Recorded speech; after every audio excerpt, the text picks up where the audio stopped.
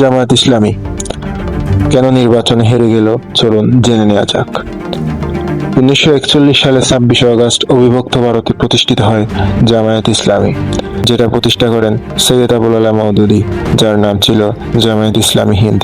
বাংলাদেশ স্বাধীন হওয়ার পর 1929 সালে দলটির নাম হয় বাংলাদেশ জামায়াত ইসলামী এবং বাংলাদেশের প্রথম আমির ছিলেন মাওলানা আব্বাস আলী খান। তখন থেকে শুরু হয় জামায়াতের উত্থান। চলুন এবার জেনে নেওয়া যাক ক্ষমতায় কেন আসতে পারলো না। ফ্যাসিস্ট হাসিনার অমানবিক নির্যাতন চলছিল বিগত 17 বছর ধরে। গুরুত্বপূর্ণ নেতাকে ঝুলতে হয়েছে ফাঁসির দড়িতে।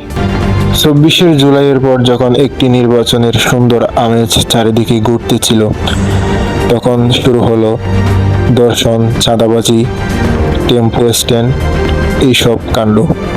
এগুলো নিয়ে মেতে উঠল বিএনপি।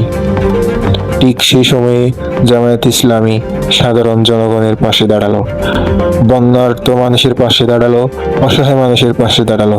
তারা সাধারণ জনগণের আস্থা অর্জন করতে সক্ষম হয়। থামছে না বিএনপির চাঁদাবাজি, দুর্নীতি, খুন, অনেক নির্যাতন।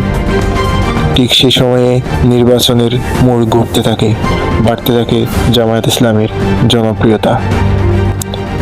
চলুন জেনে নেওয়া যাক। ইউনূস সরকার শপথ গ্রহণের পর জনাব তারেক রহমানের সাথে দেখা করতে গিয়েছিলেন লন্ডনে। তখনই সন্দেহ জাগে মানুষের মাঝে, কারণ একজন দলের প্রধানের সাথে দেখা করতে প্রধান উপদেষ্টা ভিআইপি বহর নিয়ে অন্য দেশে যাওয়া কোনো ছোটখাটো বিষয় ছিল না। ওই দিনের সিদ্ধান্ত হয়েছিল 26-এর নির্বাচনে কারা ক্ষমতায় আসবে। ইউনূসের চেয়ে বড় ভূমিকা রেখেছিল সেনাপ্রধান ওয়াকারুজ্জামান। মোট কথা, ইউনূস, ওয়াকার এবং ভারত মিলে অনেক বড় ভূমিকা রাখে এই নির্বাচনে যেন জামাত ক্ষমতায় আসতে না পারে। এরপর প্রশাসনের বড় একটি অংশ চায়নি জামাত ক্ষমতায় আসুক, কারণ তারা জানতো জামাত ক্ষমতায় আসলে দুর্নীতি, ঘুষ সহ বিভিন্ন অবৈধ কাজ বন্ধ হয়ে যেতে পারে। এরপর তারেক রহমান নির্বাচন কমিশন সহ গুরুত্বপূর্ণ জায়গাগুলো টাকা দিয়ে নিজের হাতে নিয়ে আসে।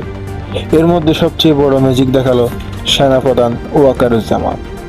শান্তিতে ভোট দিয়েছিল জনগণ এবং কেন্দ্রে ছিল কড়া নিরাপত্তা, যেন কেউ নির্বাচনের ফলাফল নিয়ে সন্দেহ না করে।